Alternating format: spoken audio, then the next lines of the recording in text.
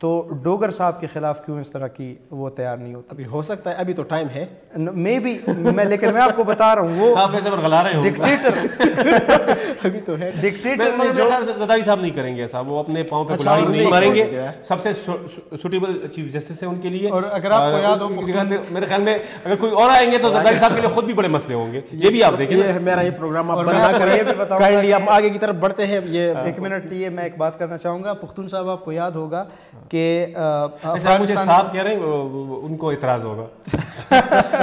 نہیں خیر، آپ کو صاحب کہنے میں مجھے کوئی اعتراض نہیں ہے، آپ ہیں ہی ہمارے پروگرام میں صاحب نہیں، ہمارے بہت ہی سینئر اینکر ہیں. صرف اینکر صاحب جو ہے صاحب کہلوانے کے حقدار ہوتے ہیں. صحیح، ٹھیک ہے. پھر ایک چلے پروگرام کو آگے بڑھانا ہے، ٹائم ہمارے ساتھ اتنا نہیں، اجازت نہیں دیتا کہ کیونکہ میرے آلموسٹ 13 14 15 خبریں ہیں. تو ساری خبریں پڑھنی ہے؟ نہیں پڑھنی نہیں ہے، مختصر سا آپ کا قیمتی تجزیہ اور تبصرہ پہ چاہیے تاکہ عوام بھی تھوڑے سے مستفید ہو، کیونکہ آپ تو خبر بناتے ہیں اور میں بھی خبر بناتا ہوں اور بڑی چیزوں کو دبا کر بناتے ہیں. پہلی دفعہ خبر بگاڑ رہے ہیں.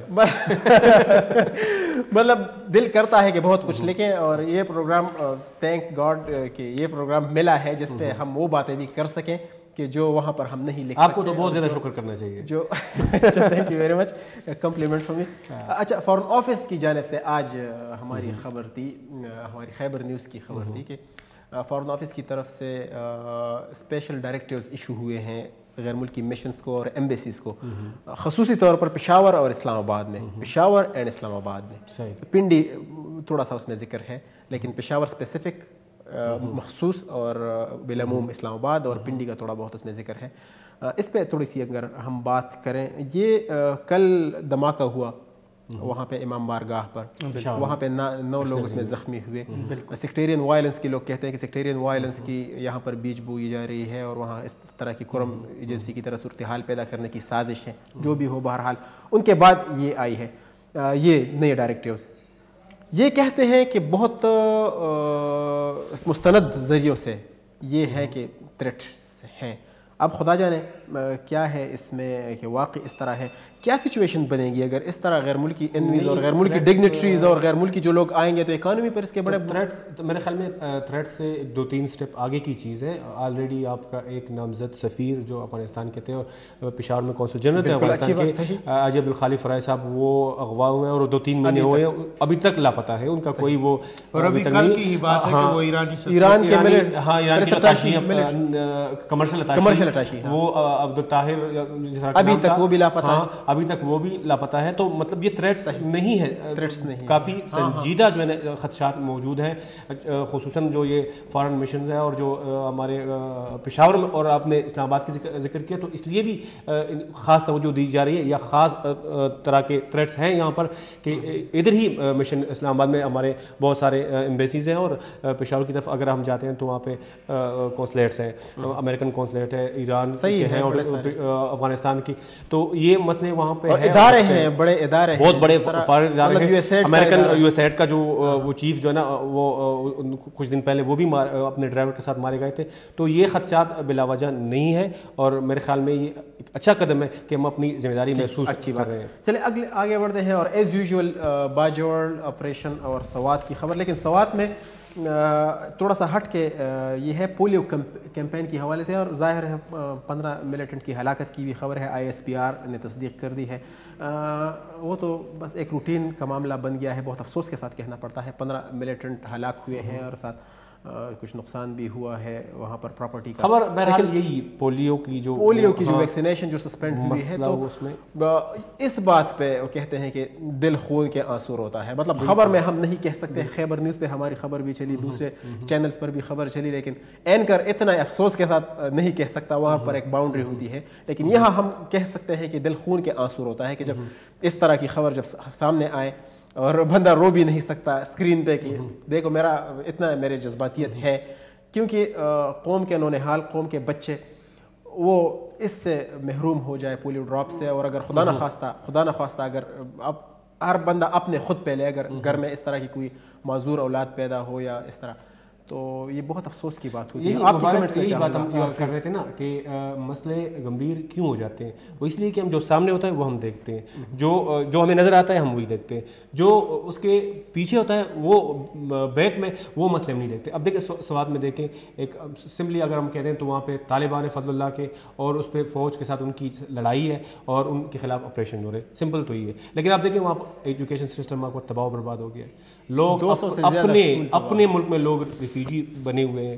اچھا سر یہ دیکھیں پولیو کے جتنے کیسز ملک میں جو ہے نا وہ ہوئے دریافت ہوئے, سب سے زیادہ جو ہے نا وہ ہمارے قبائلی علاقوں میں اور سوات اور اس میں ہے.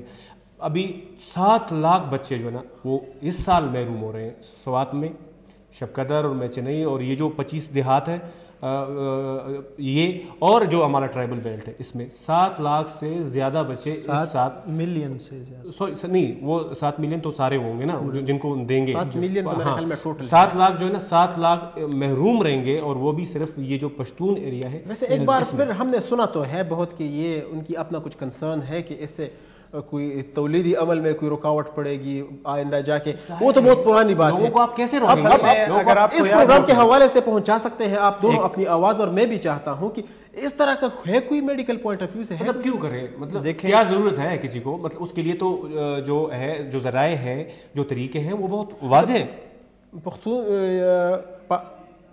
پامیر ساحل صاحب نے تھوڑی سی طب بھی پڑھی ہے میرے خیال میں جب میڈیسن کا میں جانتا ہوں پامیر ساحل صاحب کو, کوئی تولیدی صحت پر کوئی فرق ہے؟ نہیں, اس کا امیونائزیشن کا جو سسٹم ہوتا ہے نا اس کا تولیدی صحت پہ کبھی فرق نہیں پڑتا. اگر کوئی بچہ یا بچی فرٹائل پیدا ہوتے ہیں تو اس کے بعد اگر آپ امیونائز کر رہے ہیں, یہ تو امیونائزیشن ہے. پولیو کے قطرے کیا ہوتے ہیں, یہ امیونائزیشن کا ایک لانگ ٹرم پروسیس ہے 5 سال تک کے بچوں کا, صحیح, کہ جس میں مختلف ادوار میں بچے کبھی کبھار بخار کا شکار ہو جاتے ہیں اور کبھی ان پہ یہ اصل میں ویکسین ہوتی کیا ہے. ویکسین ایک ایسی چیز ہے جو کمزور ترین جراثیم کو کمزور ترین کیا جاتا ہے اور آپ کو اناکولیٹ کیا جاتا ہے, تو آپ میں تھوڑی سی بیماری کے آثار پیدا ہوتے ہیں اور آپ اگلے ٹرم کے لیے اگر وہ وائرس یا وہ جراثیم آپ پہ اٹیک کرتے ہیں آپ کی باڈی پہ, تو آپ اس کے بعد ریزسٹنس شو کر رہا ہوتا ہے آپ کی باڈی. تو تولیدی صحت پر اس کا کوئی اثر نہیں ہے. اگر آپ نے دیکھا ہو 2 سال پہلے ملا فضل اللہ کے ساتھ انٹرویو کیا گیا تھا, ایک صوبہ سرحد کے اخبار میں آیا تھا, وہ انٹرویو اس میں ملا فضل اللہ نے یہ موقف اپنایا تھا کہ چونکہ شریعت میں یہ بات منع ہے کہ بیماری کے آثار پیدا ہونے سے پہلے اس کا علاج ڈھونڈا جائے یا علاج کے طریقے ڈھونڈے جائیں, تو اس لیے یہ غیر شرعی عمل ہے, اسی لیے کسی کو پولیو کے قطرے نہیں دیے جائیں گے. اس کو کون جسٹیفائی کرے, یہ کون سی عقل؟ تو حالانکہ شریعت میں واضح موجود ہے, حضور صلی اللہ علیہ وسلم نے صاف صاف کہا ہے کہ اگر آپ پہ بخار کا حملہ آتا ہے تو اٹ مینز بخار کوئی بیماری نہیں, اٹ مینز کہ کوئی بیماری آنے والی ہے, اور اس کا تدارک کرنا چاہیے آپ کو. لیکن یہاں کے جو جاہل لوگ ہیں, 2 سال پہلے بھی یہ لوگ یہی کام کر رہے تھے. پچھلے 2 سالوں میں پورے پاکستان میں 101 پولیو کے کیسز سامنے آئے ہیں, جس طرح پختون صاحب نے ابھی فرمایا کہ سب سے زیادہ قبائلی بیلٹ اور سوات میں ہے. بالکل یہ بات صحیح ہے کہ اس میں سے جو 70% کیسز ہیں وہ آپ کے پامیر ساحل, اس پہ آپ سے مزید بھی بات کریں گے. ایک مختصر سے وقفے کا ٹائم ہوا ہے, لیکن وقفے پر جانے سے پہلے اپنے گھر کو اپنی امی سے اور اپنی بڑی بہن سے میں کہوں گا کہ اپنے گھر میں جو چھوٹے ہیں میں کال کروں گا بعد میں, لیکن آپ کل اگر میں بھول گیا تو کل آپ نے ضرور بچوں کو قطرے پلوانے ہیں, اور بھی جتنے بھی ہمارے بہن بھائی ہیں ان کے بچے, کسی کی بات نہیں سننی, بچوں کو قطرے پلانے ہیں. ایک مختصر سا وقفہ, ان کے بعد آتے ہیں اور پامیر ساحل سے اس پر مزید کچھ سنتے ہیں, اس پر پولیو ویکسینیشن کے حوالے سے. ہمارے ساتھ رہیے.